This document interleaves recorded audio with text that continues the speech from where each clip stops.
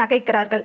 அவங்க என்ன நினைச்சிருப்பாங்க, ஒரு மனுஷனுடைய உடல்ல உயிர் இருக்குதா இல்லையா அப்படின்னு இந்த தீர்க்கதரிசிக்கு தெரியவே இல்லையே, இவரெல்லாம் ஒரு தீர்க்கதரிசியா அப்படின்றத போல யோசிச்சு அவரை பார்த்து ஏளனமாக சிரித்திருப்பார்கள். அந்த பெண் இறந்து விட்டாள் என்று நன்றாக தெரிகிறது, ஆனாலும் அவள் மரிக்கவில்லை, தூங்கிக் கொண்டிருக்கிறாள் என்று சொல்லி இந்த மனுஷன் நம்மை முட்டாளாக்குகிறானே என்று அவர்கள் பேசிக்கொள்கிறார்கள்.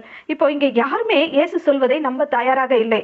அது மட்டும் இல்ல, இங்க எல்லாருமே அந்த பெண் மரித்து போனாள் என்பதற்காக உண்மையாவே அழுது புலம்புறாங்களா அப்படின்னு கேட்டா நிச்சயமா இருக்க முடியாது.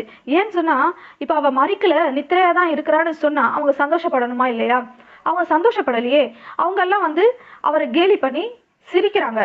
அப்போ இதுல இருந்து சில காரியம் நமக்கு புரிந்து கொள்ள முடிகிறது. அது என்ன? இவர்களுக்கு அந்த ஜெப ஆலய தலைவன் மீது ஏதோ ஒரு பொறாமை, அவன் குடும்பத்தின் மீது ஏதோ ஒரு பொறாமை. அவன் நல்லா செல்வ செழிப்பா வாழ்ந்தவனா இருக்கலாம். அதனாலேயே அவன் மீது இவர்களுக்கு ஒரு பொறாமை இருந்திருக்கும். அவன் நல்லா இருக்க